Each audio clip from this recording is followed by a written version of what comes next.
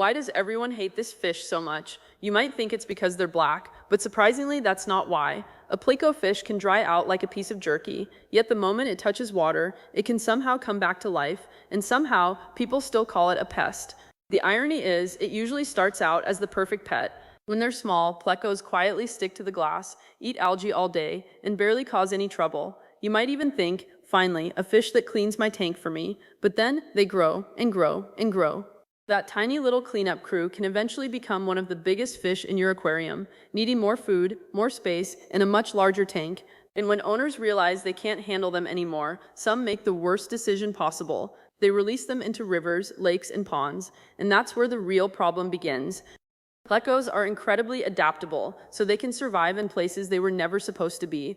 They compete with native species for food and shelter, and when their numbers increase, they can disrupt entire ecosystems. So you might be thinking, if they multiply so easily, why don't people just eat them?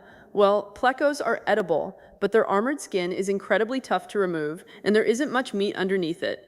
They also spend their time feeding on algae, organic debris, and whatever they find along the bottom, which means wild plecos can be exposed to parasites and contaminants. So they're not poisonous, they're just a lot of work for a little reward.